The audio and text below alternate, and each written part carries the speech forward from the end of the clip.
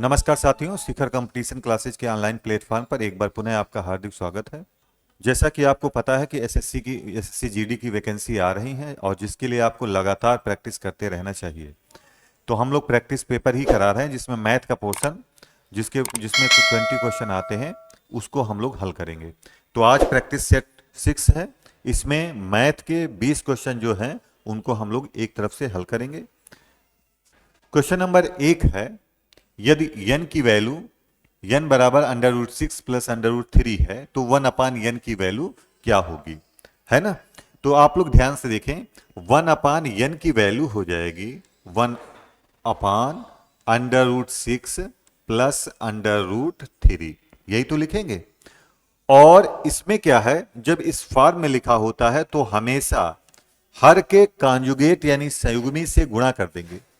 तो √6 प्लस √3 का संयुग्मी हो जाएगा √6 माइनस √3 बटे √6 माइनस √3। ठीक है, हर के संयुग्मी से ऊपर नीचे गुणा कर देंगे।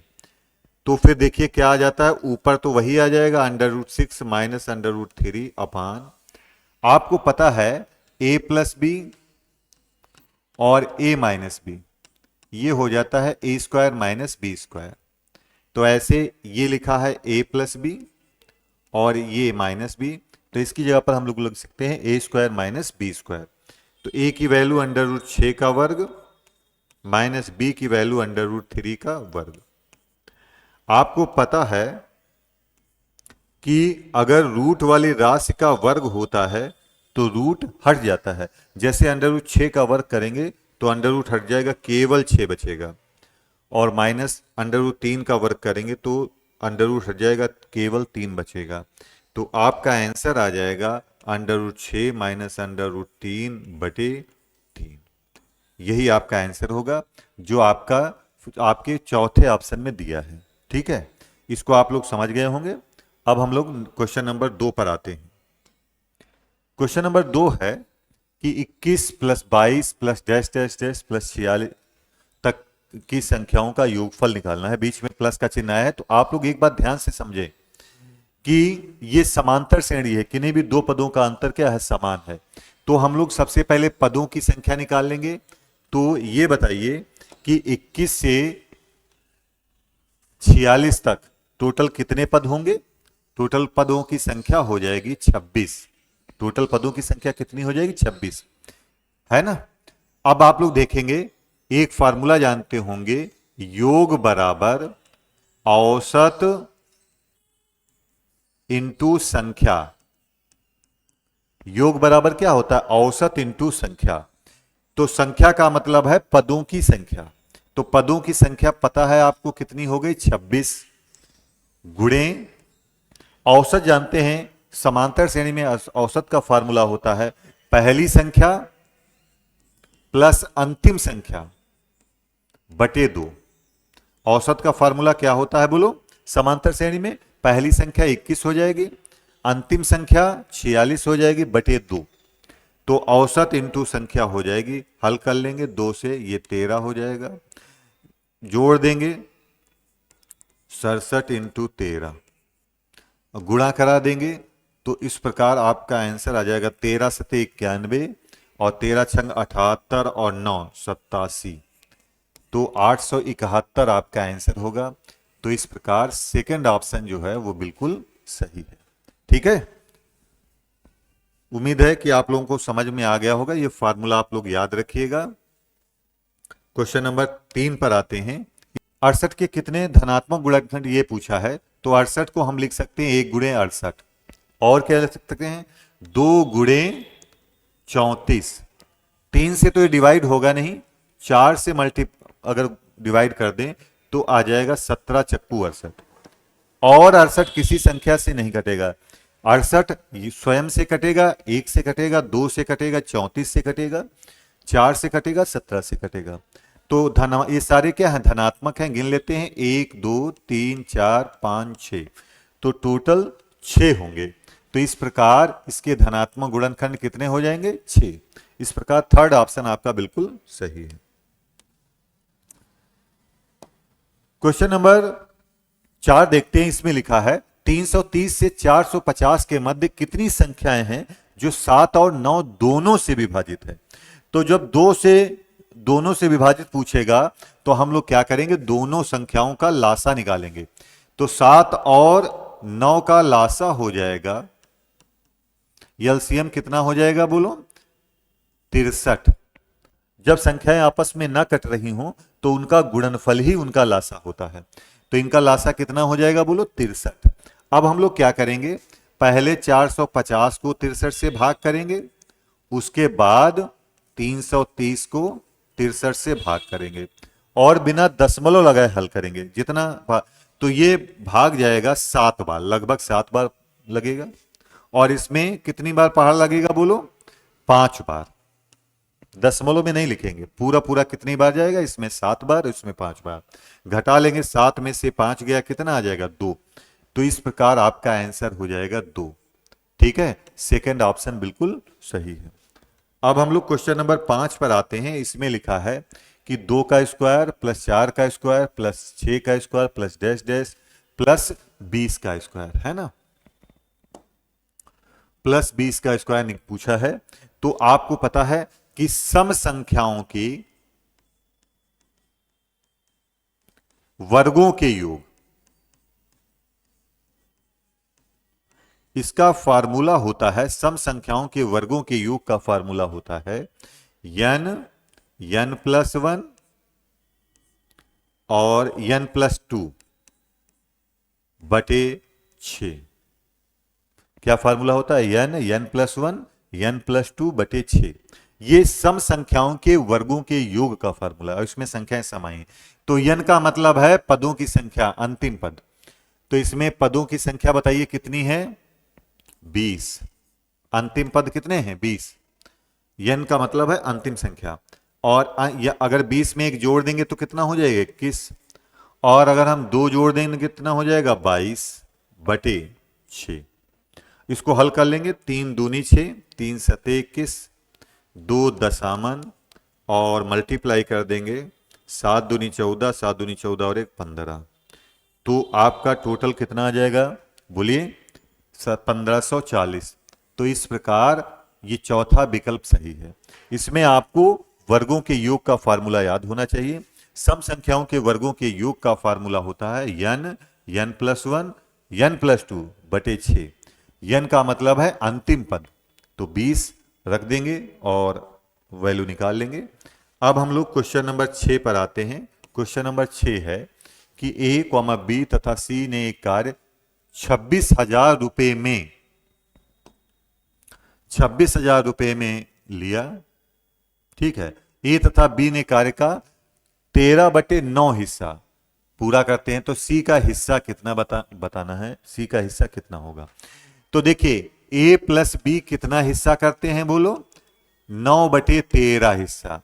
इसका मतलब है अगर टोटल 13, नीचे टोटल वैल्यू मानी जाती है, टोटल वैल्यू है ना, यानी 13 हिस्से किए जाए तो उसमें 9 हिस्सा किसने किया, ए और बी ने।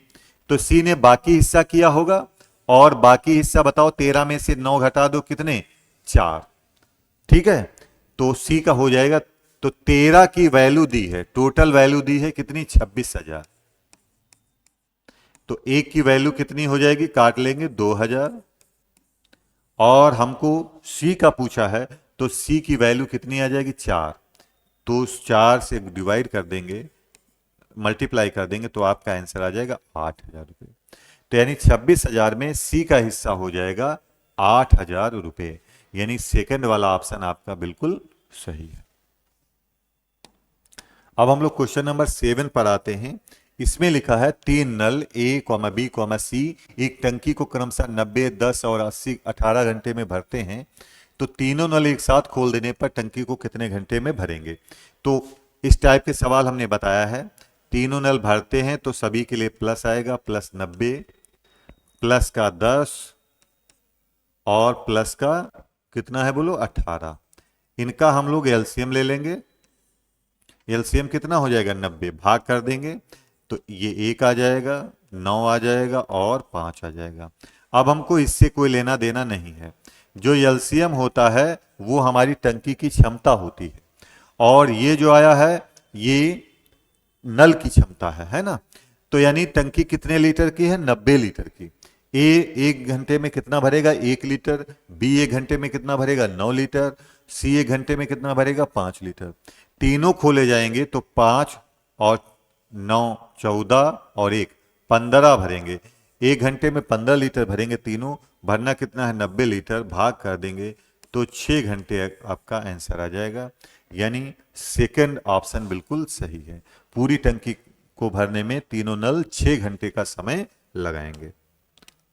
क्वेश्चन नंबर 8 पर आ जाते हैं। इसमें लिखा है एक समलंब की दो समांतर भुजाओं की लंबाई क्रमशः 40 और 50 सेंटीमीटर है। समलंब का क्षेत्रफल 180 सेंटीमीटर है, वर्ग सेंटीमीटर। तो उसका ऊंचाई ज्ञात करनी है। तो आपको पता है समलंब चतुर्भुज के क्षेत्रफल का फार्मूला होता है, इसके क्षेत्रफल का फार्मूला होता है 1/2 इंटू समांतर भुजाओं का योग। क्या होता है बोलो? समांतर भुजाओं का योग इंटू इनके बीच की दूरी, दोनों समांतर भुजाओं के बीच की दूरी, और ये दूरी ही ऊंचाई होती है, आपको दूरी ही निकालनी है। तो क्षेत्रफल देखिए कितना दिया है? 180। 1/2 समांतर भुजाओं का योग, दोनों का योग कर देंगे तो कितना हो जाएगा? 90। और दूरी यच हमको निकालनी है, यहां पर ऊंचाई है तो यच लिख देंगे। हल कर देंगे 90 दूनी 180, तो यच की वैल्यू आ जाएगी 4 सेंटीमीटर। यानी ऊंचाई हो जाएगी कितनी बोलो? 4 सेंटीमीटर। तो इस प्रकार आपका सेकंड ऑप्शन बिल्कुल सही है। और आप लोग याद रखिएगा समलंब चतुर्भुज के क्षेत्रफल का फार्मूला होता है 1/2 इंटू समांतर भुजाओं का योग इंटू उनके बीच की दूरी। क्वेश्चन नंबर 9 आते हैं। इसमें लिखा है किसी वस्तु का क्रय मूल्य उसके अंकित मूल्य का 81% है। अंकित मूल्य पर 10% की छूट देने से लाभ प्रतिशत कितना होगा, ये पूछा है। तो सारे आंकड़े परसेंटेज में हैं, तो हम लोग अंकित मूल्य मान लेते हैं कितना? 100 रुपए। जब सारे आंकड़े परसेंटेज में हो तो किसी सवाल को हम लोग कैसे हल करते हैं बोलो? 100 मान के। अंकित मूल्य का 81% है क्या? क्रय मूल्य। तो क्रय मूल्य कितना हो जाएगा बोलो? 81 रुपए हो जाएगा। 100 का 81% 81 होगा। आप कह रहे हैं छूट 10% की होती है, तो छूट हमेशा किस पर होती है? एमआरपी पर। तो विक्रय मूल्य हो जाएगा 100 पर 10 छोड़ दिया तो कितने का हो गया बोलो? 90 रुपए, है ना। 100 का 10% यानी 10 कम कर दिया तो विक्रय मूल्य हो जाएगा 90। अब प्रतिशत लाभ हानि हमेशा किस पर होता है? क्रय मूल्य पर। तो लाभ बताइए कितने का है? खरीदा 81 का है, बेचा 90 का है, तो लाभ कितने का है? 9 का। लाभ हानि हमेशा किस पर डिसाइड होती है? क्रय मूल्य पर। तो नीचे रखेंगे 81, और आंकड़ा परसेंटेज में पूछा गया है तो 100 से मल्टीप्लाई जरूर करेंगे। तो भाग कर देंगे 100 को, तो ये आ जाएगा 11.11%। इस प्रकार जो है आपका पहला ऑप्शन बिल्कुल सही है। प्रतिशत लाभ हो जाएगा 100/9%, यानी 11.11%। चलिए अब हम लोग क्वेश्चन नंबर 10 को देखते हैं। एक व्यापारी अंकित मूल्य पर 15% की छूट देता है और 19% का लाभ प्राप्त करने के लिए उसे अपनी वस्तु का मूल्य क्रय मूल्य से कितने प्रतिशत अधिक अंकित करना चाहिए। तो हमने एक तरीका बताया है आप लोगों को कि ऐसे सवालों में जिसमें सारे आंकड़े परसेंटेज में हों तो हम लोग हमेशा क्या मानते हैं बोलो? 100 मानते हैं। और एक तरीका यह भी बताया है कि अगर कोई संख्या दी है तो संख्या का प्रतिशत नीचे रखेंगे और पूछा गया प्रतिशत ऊपर रखेंगे। हमने मान लिया एमआरपी कितना है? 100। कितना है बोलो? 100। और 15% छोड़ देता है, यानी बेचता कितने परसेंट पर है बोलो? 85% पर, है ना। पूछा गया परसेंट क्या पूछा है? क्रय मूल्य से कितने प्रतिशत अधिक अंकित करे कि उसे 19% का लाभ हो। तो जब लाभ होता है तो हमेशा 100 में जोड़ते हैं। हल कर लेंगे 17 पचे 85 और 17 सते 119 5/20, यानी अगर हम 100 रुपये माने तो उस हिसाब से इसका अंकित मूल्य कितना आया, 140 आया। तो यानी 100 से कितना बढ़ाकर अंकित करे बोलो, 40। तो 40%, इसका मतलब है 100 पर 40 बढ़ा है ना, तभी तो 140 आया है। तो इस प्रकार देखा जाए आपका आंसर होना चाहिए 40, यानी 40% बढ़ाकर अंकित करना पड़ेगा। क्वेश्चन नंबर 11 देखते हैं। इसमें लिखा है यदि यम अनुपात n बराबर 3:5 तथा यम अनुपात o बराबर 4:6 हो तो आपको इसके बीच में अनुपात निकालना है। तो इसमें देखिए दोनों में कॉमन क्या है, यम है, तो यम हम बीच में रखते हैं, है ना, हमेशा बीच में रखेंगे। तो इनकी जगह बदली है तो अनुपात में भी जगह बदल जाएगी, यानी ये हो जाएगा 5:3, और इसमें वैसे लिखा है तो वैसे हो जाएगा 4:6। अब तीनों में अनुपात हम लोग निकाल लेंगे तो हो जाएगा n अनुपात यम अनुपात o बराबर पहले का पहले से गुणा 20, बीच का 20 से गुणा 4×3 12, और अंतिम का अंतिम से गुणा कितना हो जाएगा, 3×4 18। 2 से कट रहा है, काट लेंगे, तो इन तीनों में अनुपात क्या आ जाएगा, 10:6:9। अब इसमें वैल्यू रख देंगे, यम की वैल्यू कितनी है 6 प्लस यन की वैल्यू कितनी है 10 अनुपात यन की वैल्यू कितनी है बोलो 10 प्लस ओ की वैल्यू कितनी है बोलो 9। तो आपका आंसर आ जाएगा 16:19। और 16:19 आपका कौन सा विकल्प सही है बोलो, सेकंड वाला विकल्प आपका बिल्कुल सही है। इसमें क्या आ जाएगा 16:19 आपका आंसर होगा। क्वेश्चन नंबर 12 देखते हैं। इसमें लिखा है यदि दो संख्याओं का योग उनके अंतर का दोगुना है तो संख्याओं का अनुपात क्या होगा। तो देख लेते हैं, दो संख्याओं का योग, हमने मान ली संख्याएं क्या हैं x और y, उनका योग उनके अंतर का कै गुना है बोलो, 2 गुना है, तो 2 से मल्टीप्लाई कर देंगे। अब हल कर लेंगे तो x प्लस वाई बराबर ब्रैकेट ओपन कर देंगे तो इससे गुणा होगा फिर इससे होगा 2x minus 2y।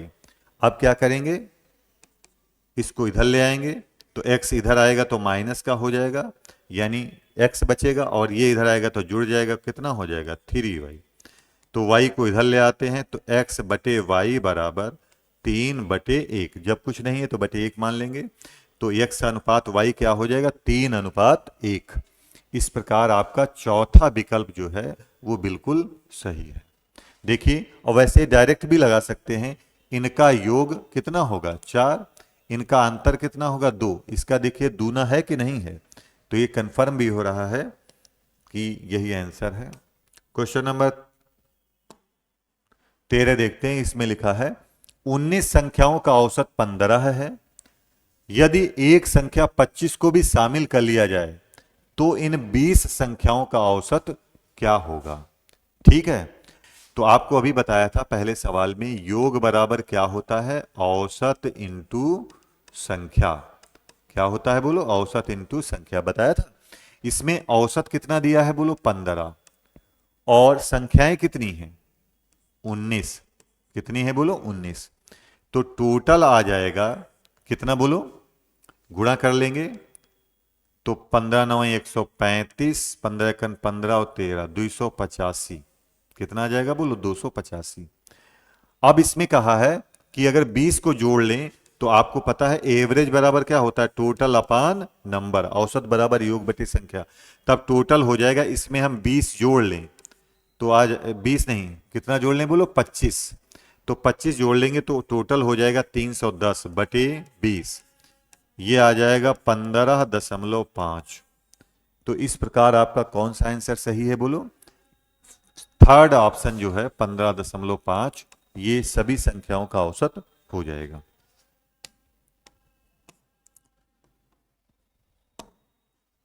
Question number 14 है कि एक वस्तु को 15% लाभ पर बेचा गया है, यदि इसे 195 रुपए अधिक मूल्य पर बेचा जाता तो 30% का लाभ होता, तो वस्तु का क्रय मूल्य बताओ।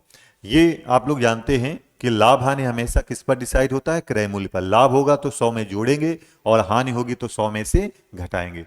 तो अगर किसी वस्तु को 15% लाभ पर बेचा गया तो कितने परसेंट पर बेचा गया? 115% पर। और अगर किसी वस्तु को 30% लाभ पर बेचा गया तो कितने परसेंट पर बेचा गया? बोलो 130। तो ये विक्रय मूल्य हो जाएंगे और इनका अंतर बताइए कितना का है? 195। अंतर कितने का है? बोलो 195। तो इन दोनों में अंतर कितने का है? 15%। इसकी वैल्यू कितनी दी है? 195। तो हम लोग 1% की वैल्यू निकाल लेंगे। ये आ जाएगा 15 और 15 45। एक की वैल्यू कितनी आ जाएगी 1% की? 13। हमको 100% की वैल्यू निकालनी है क्योंकि क्रय मूल्य को हम लोग इस चैप्टर में कितना मानते हैं? 100%। तो ये 100 से मल्टीप्लाई कर देंगे तो आपका आंसर हो जाएगा 1300। यानी इसमें क्रय मूल्य हमारा कितना आ जाएगा? बोलो 1300 रुपये। इस प्रकार आपका थर्ड ऑप्शन बिल्कुल सही।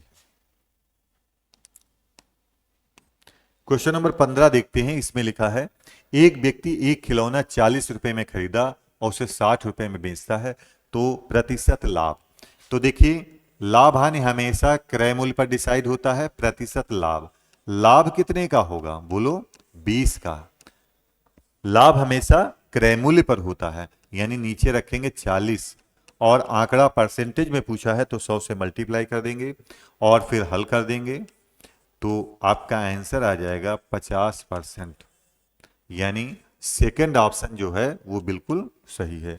तो इस सवाल में लाभ प्रतिशत हो जाएगा बोलो कितना? 50%। क्वेश्चन नंबर 16 करते हैं। इसमें लिखा है एक व्यक्ति 6 महीने में अपनी आय का 12% बचाता है।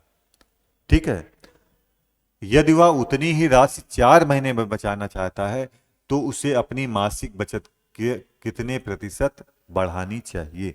तो ध्यान से देखेंगे, हम मान लेंगे उसकी इनकम कितनी मान लेंगे? 100 रुपए। कितनी मान लेंगे? 100 रुपए। 12% बचाता है तो 12 रुपए बचत हो जाएगी। कितनी हो जाएगी? बोलो बचत कितनी हो जाएगी? 12 रुपए। कै महीने में? 6 महीने में। कितने महीने में? 6 महीने में। तो इसको 6 से भाग कर दें तो एक महीने की बचत कितनी हो जाएगी? 2 रुपए। ठीक है, अब वो कह रहे हैं इतनी ही बचत वह करना चाहता है कितने महीने में? 4 महीने में। तो 12 रुपए की बचत वो करे अगर 4 महीने में तो उसको हर महीने कितना बचाना होगा? बोलो 3 रुपए। कितने बचाना होगा? 3 रुपए। तो देखिए ध्यान से देखिए, पहले 2 रुपए बचाता था, अब कितने बचाता है? 3। तो परसेंटेज वृद्धि, तो इसमें परसेंटेज वृद्धि हमको निकालनी है। वृद्धि बताइए कितने की हो रही है? 1 की। वृद्धि हमेशा कम पर होती है, नीचे 2 रखेंगे और आंकड़ा परसेंटेज में पूछा है तो 100 से मल्टीप्लाई कर देंगे और इस प्रकार आपका आंसर आ जाएगा 50%। यानी सेकंड वाला ऑप्शन जो है वो बिल्कुल सही है। ऑप्शन नंबर 2 इसका आंसर होगा। क्वेश्चन नंबर 17 देखते हैं। इसमें लिखा है जे के से 10% अधिक है, के यल से 10% कम है, यल एम से 10% कम है। यदि यम की वैल्यू 2000 हो तो जे का मान क्या है? तो सबसे पहले सबको लिख लेते हैं। पहले नंबर पर जे लिख लेते हैं, फिर के, फिर यल और फिर यम। क्या लिख लेते हैं? बोलो यम। इसमें यम को हम लोग 100 मान लेते हैं और इनके बीच में अनुपात निकाल लेते हैं। तो देखेंगे यल यम से 10% कम है यानी 10% कम है यानी 100 पर 10 कम है तो यल की वैल्यू हो जाएगी 90।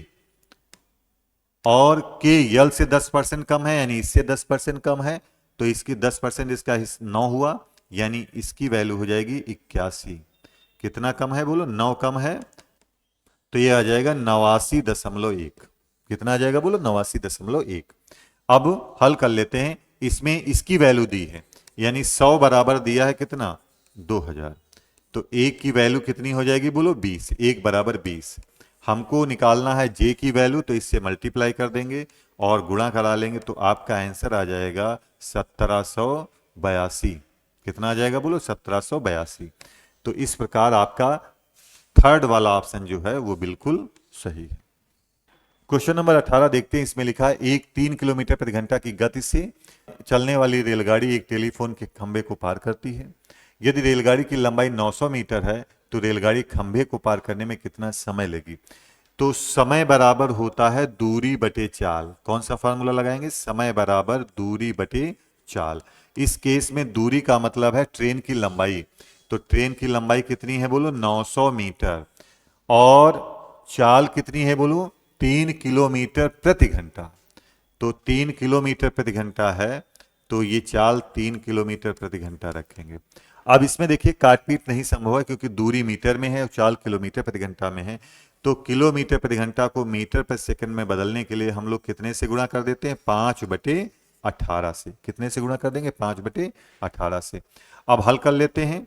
3 पचे 15 छक्का 90 और ये आ जाएगा आपका 1080 सेकंड। ये ऊपर मल्टीप्लाई हो जाएगा तो ये आ जाएगा 1080 सेकंड। तो इस प्रकार आपका सेकंड वाला ऑप्शन जो है वो बिल्कुल सही है। क्वेश्चन नंबर 19 देखते हैं। इसमें लिखा है एक 950 मीटर लंबी रेलगाड़ी एक 850 मीटर लंबे पुल को पार करती है। यदि रेलगाड़ी की गति 60 किलोमीटर प्रति घंटा है तो पुल को पार करने में कितना समय लगा? तो देखिए फार्मूला वही लगाएंगे, समय बराबर दूरी बटे चाल। क्या फार्मूला लगाएंगे? समय बराबर दूरी बटे चाल। और इस केस में दूरी हो जाएगी ट्रेन की लंबाई यानी 950 मीटर प्लस पुल की लंबाई यानी 850 मीटर। दोनों की लंबाइयां जुड़ जाएंगी। और चाल कितनी दी है? 60 किलोमीटर प्रति घंटा। और ये काहे में है? मीटर में। तो जोड़ देंगे तो ये हो जाएगा 1800 मीटर और बटे 60 गुणे 5/18। तो 18 हम ऊपर ही लिख देंगे, है ना। ये इतने सेकंड आ जाएगा। हल कर लेंगे, 0 से 0 काट लेंगे, 6 से 6 3 18, 5 से काट लेंगे, 5 छक्का 30 और ये आ जाएगा 108 सेकंड। तो इस प्रकार इसका आंसर हो जाएगा 108 सेकंड। तो कितने समय में पार करेगी बोलो? 108 सेकंड में। चलिए अब हम लोग लास्ट क्वेश्चन करते हैं। इसमें 20 नंबर। इसमें लिखा है वह धनराशि क्या है जो 2 वर्षों में 10% की वार्षिक ब्याज दर से चक्रवृद्धि ब्याज पर 17,545 रुपये हो गई। ठीक है, तो मूलधन ने पूछा है तो आप लोगों को हमने 2 साल का चक्रवृद्धि ब्याज निकालना बताया है। तो 2 साल का चक्रवृद्धि ब्याज कितना हो जाता है बोलो? 21%। कितना हो जाता है? 21%। और ये आपका मिश्र धन है। क्या है बोलो? मिश्र धन है। तो इस केस में 121% की वैल्यू दी है। कितनी दी है बोलो? 17,545। और मूलधन पूछा है यानी 100% पूछा है। तो इसमें भाग कर देंगे। इसमें 1% की वैल्यू आ जाएगी 145 और इस चैप्टर में मूलधन को मानते हैं 100%। तो 100% की वैल्यू 100 से मल्टीप्लाई कर देंगे 14,500। तो इस प्रकार आपका पहला ऑप्शन बिल्कुल सही है और पहला ही उत्तर है इसका। ठीक है, तो इस टाइप की वीडियो पाने के लिए आप लोग चैनल को सब्सक्राइब जरूर कर लें। अगर ये वीडियो आपको अच्छी लगी हो तो आप लोग लाइक और शेयर जरूर कर दें। फिर से हम लोग मिलेंगे एक नए प्रैक्टिस सेट के साथ। तब तक के लिए सभी को नमस्कार।